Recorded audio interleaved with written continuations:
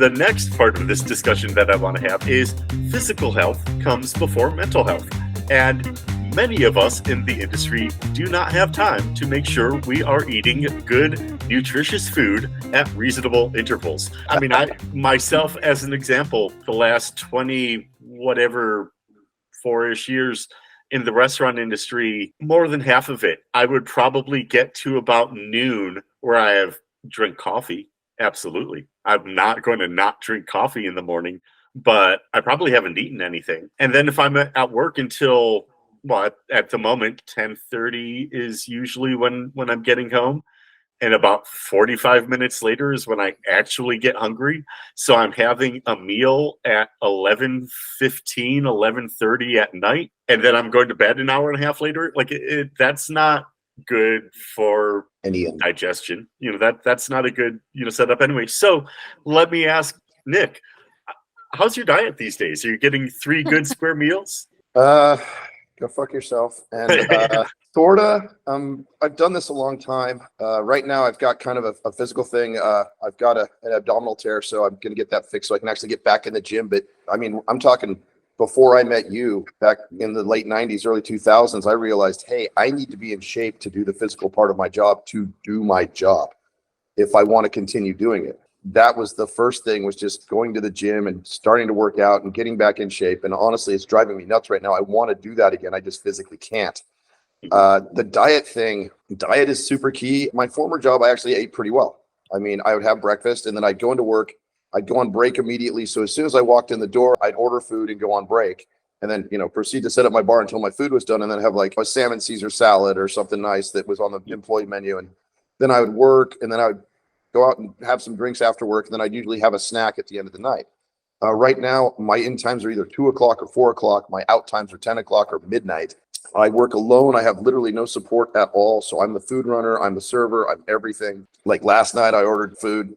And it's nice. Work is just like, hey, just go tell the chefs what you want and they'll just make it. If you're in food and beverage part of the hotel, it's like, great. That is On the flip side of that, it only took me an hour and a half to eat a patty melt and fries. Right. Because, take a couple bites, go back out, work for 20 minutes, come back, take a couple bites.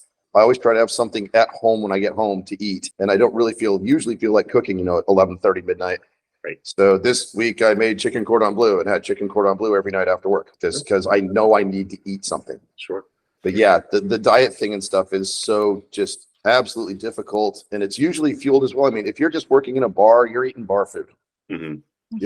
If you're working at a fine dining restaurant, you're usually eating, like when I was at the Oyster Bar, we had a choice of halibut, salmon, or prime rib. Wow.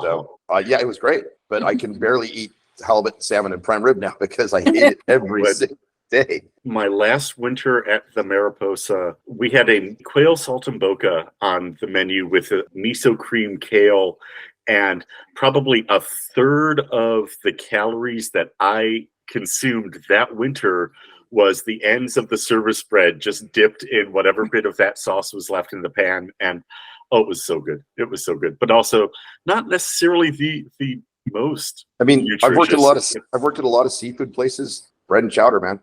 Yeah. Every day it's like, I got to grab something quick, fine, bowl of chowder, half a loaf of bread, and that's healthy. But when I'm working, it's whatever I can get my hands on to get some sustenance in, to have enough energy to get through the day. Sundays, half the time I walk into work going like, oh wow, I haven't eaten yet today.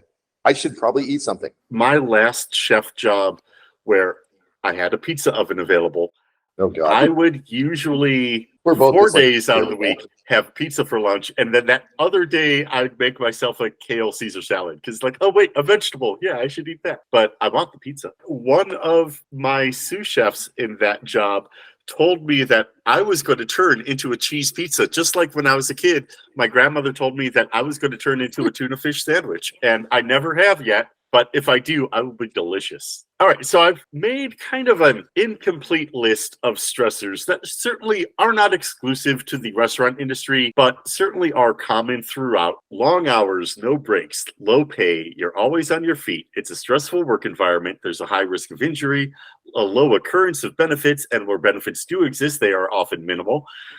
There are frequently long commutes and usually poor exercise habits on top of the poor diet, but also abusive managers, unreliable coworkers, the managers getting salary abused, which I've dealt with myself quite a bit, generally unpredictable schedules, which is especially bad for any of us trying to raise kids while working in this industry. And of course, customers who come in unhappy and are not looking to be pleased. Really adding to this list, sleep. Yeah, sleep schedules, because the whole concept of working doubles, and I know people who work 3 doubles in a week. Mhm. And in fact, the first year my wife and I were dating, in addition to working at the ski resort, she had a full-time job at one of the grocery stores in town. So was typically working 15 or 16-hour days. And again, not exclusive to this industry, but there are so many people who need to have 2 jobs just to keep on top of all of their bills in this industry. But then also, as I alluded to earlier, coffee as a substitute for, Everything. well, sleep, nutrition, energy. I don't drink coffee, shockingly enough. Well, I I'd like can't- to jump in and talk about sleep a little bit. I mean, Yeah. so sleep has become really, I would say, I don't know, maybe it's just awareness to me, but it seems like it's become a really hot topic when it comes to mental health. Like, it's the idea that people are only sleeping 4 hours a night and mentally healthy is not real. Like, it is not happening. Right? Like, and so you really need significant, an average amount of sleep every night. Every night, you need it consistently. I personally never did cloakins, but the idea of, like, closing the bar and showing back up, opening the bar. But I did close a bar and then go work at a coffee shop, which opens at 4 a.m. Right? Like, I mean, you're having these 2 jobs, you're trying to duel these together. Your managers don't know where you are, so you're just working as many hours. And 2 weeks before you're scheduled, it seems like a really good idea to work 80 hours in this week. And the idea is, again, no matter where your bar or restaurant is located, it still kind of has its own type of season, right? And so when things are good, they're good, and you want to take them, even if that's just Friday and Saturday night. Every week, you want to work as many hours as you possibly can. And then you have this free time. But what I did during that free time is I just caught up on my sleep. I was living this dream life, this idea that I could go skiing anytime I wanted, because I worked these jobs that were in the middle of the night. But I hardly ever got myself out there and took advantage of that because I was too freaking tired, or because of caffeine and coffee, I was wired and I couldn't calm down. And so I just would say the solution here is a tough one, right? And Nick, you hit upon this, being in the industry for such a long time, that you have probably the more of an opportunity now to design your day than maybe people earlier in their career had that opportunity for. But, I can't tell you how many people I worked with that I worked with this really young girl one time, and she literally was stocking shelves at Home Depot through the night and then showed up to work a 5 a.m. shift. And I was like, what are you doing?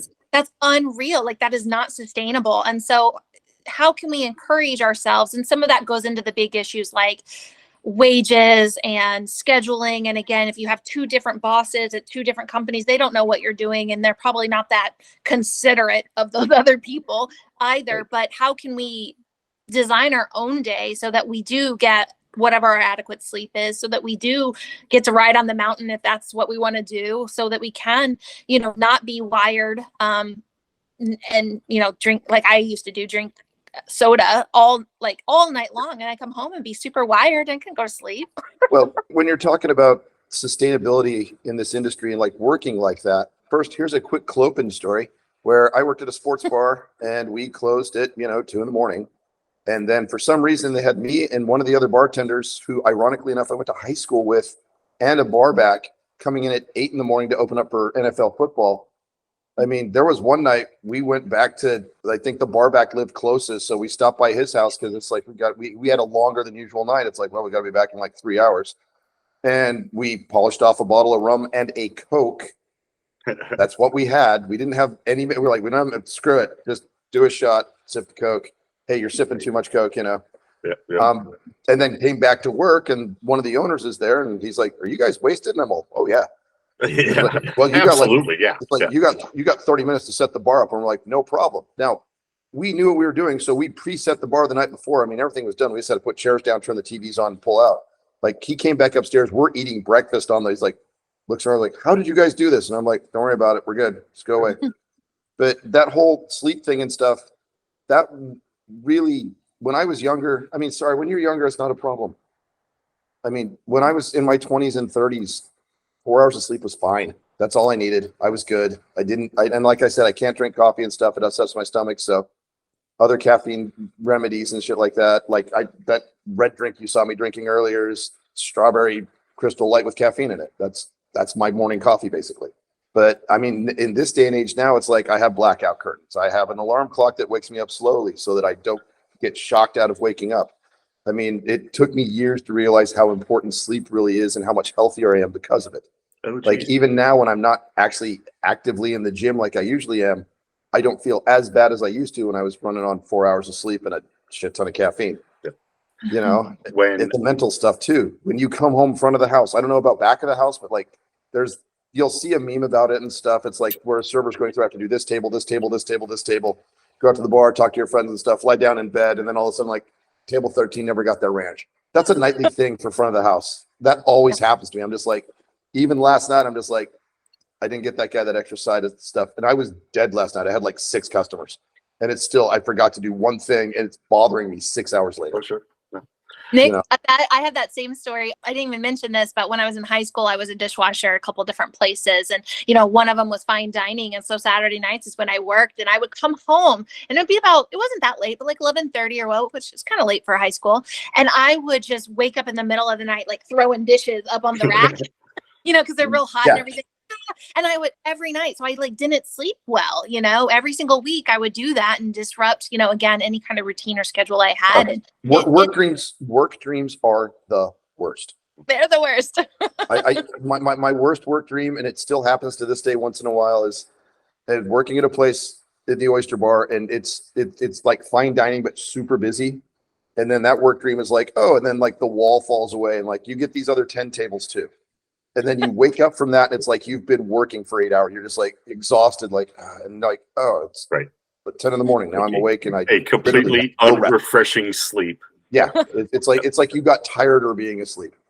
Yeah, work dreams are horrible. I'm going to kick it to another break here real quick, just because we need to get moving on to the next subject. But leave us some comments. What are your thoughts on all of this? Because we're kind of hitting on a lot of different topics here and moving through them quickly. So I'm sure there are opinions out there.